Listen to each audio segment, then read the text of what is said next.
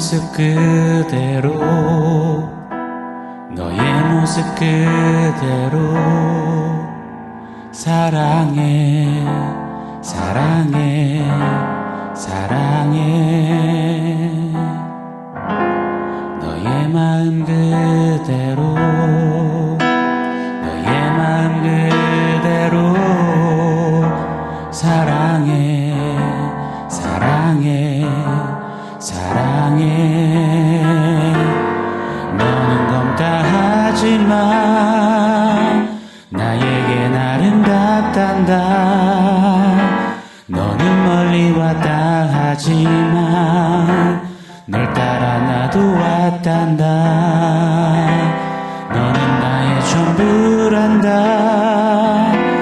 널 위해 날 주었단다 그런 너는 나의 눈에 너무 아름답다 너는 검다 하지만 나에겐 아름답단다 너는 멀리 왔다 하지만 널 따라 나도 왔단다 너는 나의 전부란다 널 위해 날 주었단다 그런 너는 나의 눈에 검은 아름답다.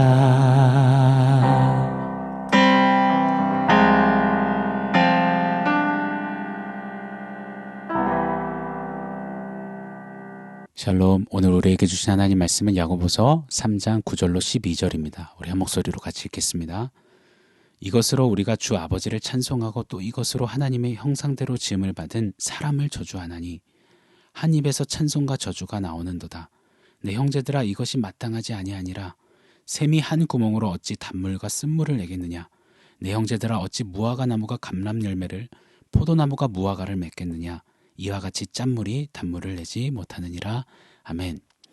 말한 대로만 된다면 말 그대로 이 세상은 지상낙원처럼 될지 모르겠습니다.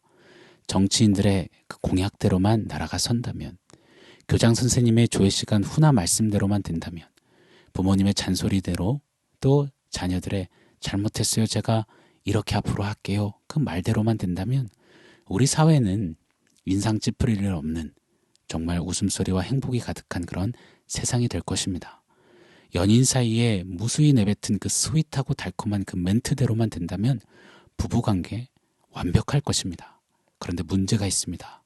바로 말한 대로 되지 않는다라는 것입니다. 사랑하는 여러분, 우리 꼭 기억해야 합니다. 사람은 무슨 말을 했는지가 그 사람을 말해주지 않는다라는 사실 말입니다. 이 사람이 아무리 정의롭고 공의로운 말을 내뱉고 있다 해도 이 사람이 정의롭다, 공의롭다 말할 수 없다라는 것입니다. 우리 속지 않고 기억해야 합니다. 또 우리 인생길에 우리 스스로가 참 착각할 때가 많습니다. 바로 내가 말하고 있는 그 모습이, 그 이상향이, 그 뜬구름이 실제 나의 삶인 양, 내 모습인 양 착각하는 경우가 너무나 많다라는 사실입니다. 제가 이따금 자주 소환하는 성경 속 인물이 있습니다. 바로 부자 청년입니다. 엄친합니다. 어려서부터 율법이란 율법은 다 지켰답니다. 사람들이 많은데 그 중간에 뚜벅뚜벅 걸어 나와 예수님 앞에 선생님 어떻게 영생을 얻습니까 하고 멋진 신앙의 말을 바랬습니다. 사람들이 우와 대단하다 엄지척했습니다. 이런 청년이 교회에 있다면 빨리 리더 세우고 청년부 회장시켜야겠죠. 근데 우리 주님은 청년에게 말합니다. 너 무수히 많은 그 재물을 팔아서 가난한 자들에게 나눠주고 나를 따라.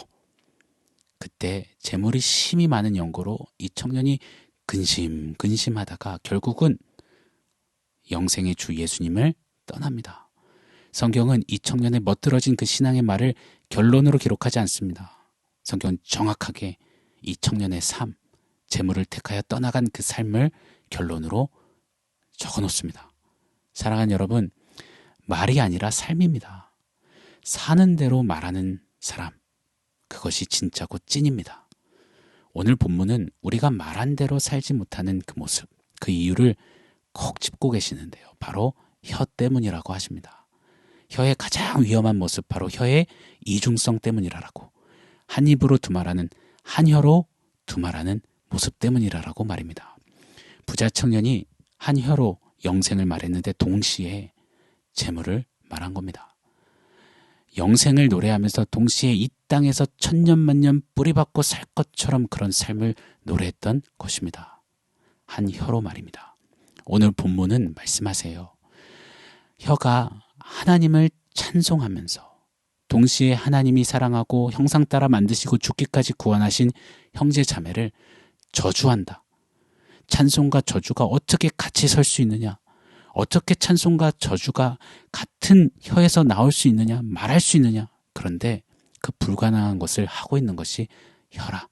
혀의 이중성을 폭로하십니다.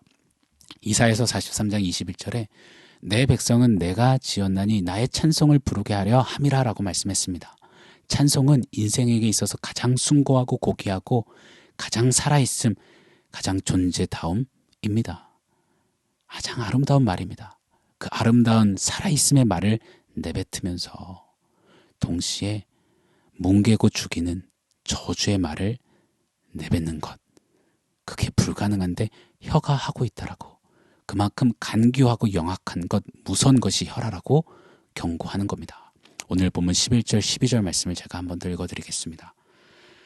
샘이 한 구멍으로 어찌 단물과 쓴물을 내겠느냐.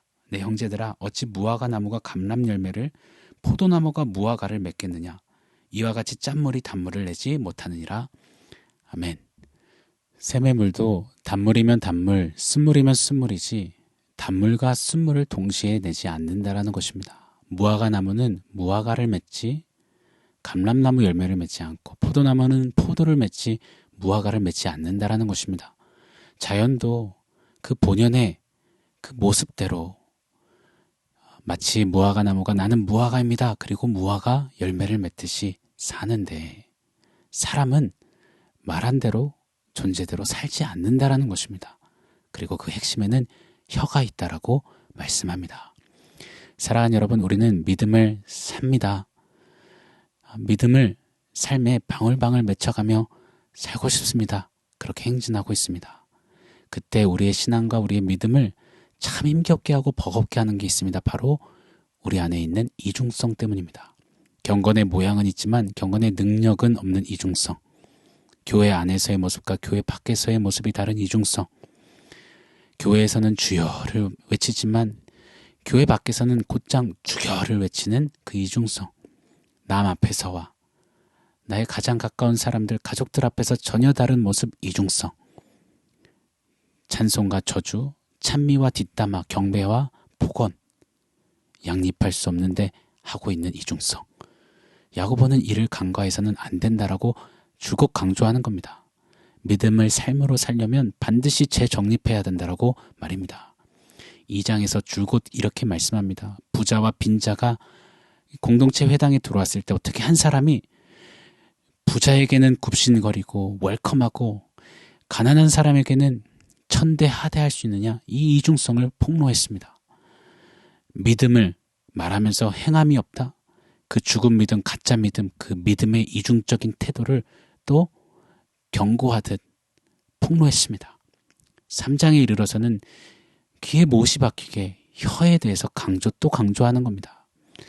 이 이중성, 우리 믿음 생활에 있어서 정말 큰 해악이자 바이러스 같은 그 이중성의 그 근원을 파헤쳐보니 바로 우리의 혀가 작동한다라는 것입니다.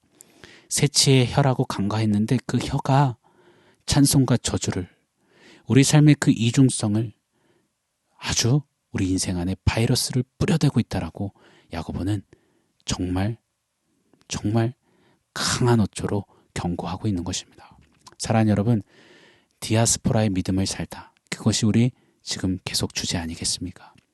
함께 그 여정길에 서서 우리는 진짜 살아있는 믿음, 진짜 믿음을 삶 가운데 맺고자 몸부림치고 있습니다.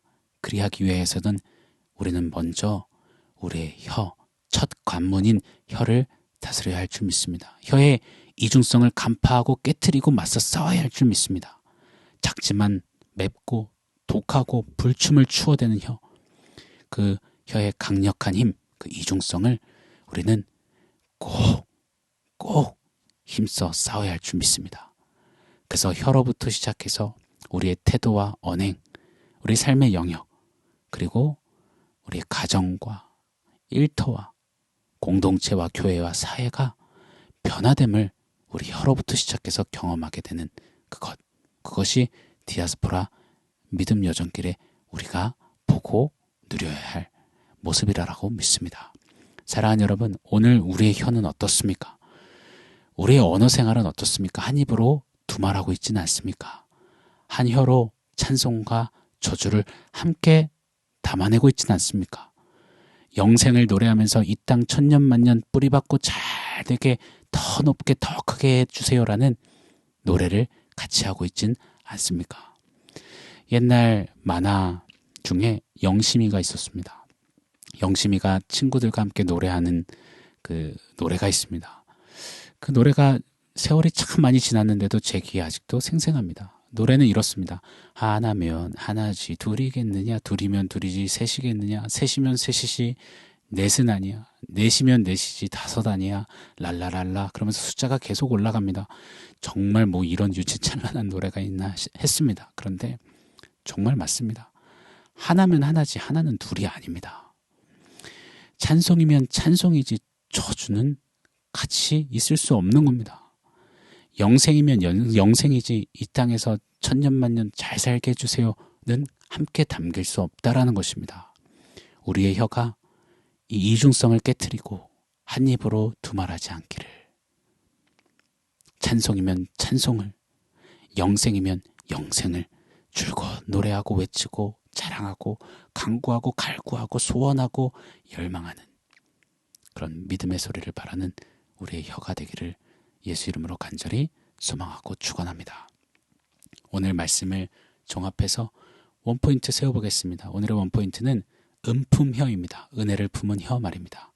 세상은 바른말, 옳은말, 논리정연하게 귀에 쏙쏙 들어오게 말을 잘하는 그것을 명품 언어라고 말할지 모르겠습니다. 그러나 우리는 명품 혀, 명품 언어가 필요한 게 아닙니다. 우리는 음품 혀가 필요합니다. 은혜를 품은 말을 하는 혀 말입니다. 월요일, 화요일, 오늘 수요일까지 계속해서 혀에 대해서 말씀하시고 도전하셨습니다. 좀 결론을 골로새서 4장 6절로 한번 세워보고 싶습니다. 제가 한번 읽어드리겠습니다. 너의 말을 항상 은혜 가운데서 소금으로 맛을 냄과 같이 하라. 우리의 혀에 가장 먼저 은혜가 담기길 원합니다. 그래서 마치 소금으로 음식에 맛깔나는 맛을 내듯이 우리의 어떤 이치, 논리, 우리의 사상, 개똥, 철학이 담긴 바른말, 옳은말이 아니라 정말 하나님의 그 은혜가 담긴 말로 우리의 삶이 은혜의 맛깔나는 맛이 나는 그런 삶으로 세워지기를 원합니다. 우리는 참 온전히 길들이기 힘든 혀를 가지고 삽니다. 노력하고 애쓰지만 우리의 혀는 계속해서 독을 품고 불을 품어내고 그리고 불춤을 추려합니다. 그때 우리는 애써 기도하고 더욱 간구해야 할 것입니다. 하나님, 내 혀에 주님의 은혜를 담아 주시옵소서. 은혜의 말을 먼저 뱉게 하여 주옵소서. 은혜의 맛깔난 말을 말하고 삶을 사는 그런 나의 혀가 되게 해주십시오. 은혜를 품은 혀, 음품혀로 하나님 앞에 살게 하옵소서. 그런 한날, 또 그런 계속되는 나날을 걷는 우리 사랑하는 디아스포라 여러분 되시기를, 제가 되기를 예수 이름으로 축원합니다. 아멘. 사랑하는 성도 여러분, 오늘 말씀과 원포인트 기억하면서 함께 기도하겠습니다. 하나님, 내 혀에 은혜를 담아 주십시오. 은혜를 품은 말을 하게 하시고, 그래야 해서 혀의 이중성을 깨트리고 은혜의 삶을 실질적으로 살아내는 나의 하루 되게 하여 주십시오. 우리 그렇게 결단하겠습니다.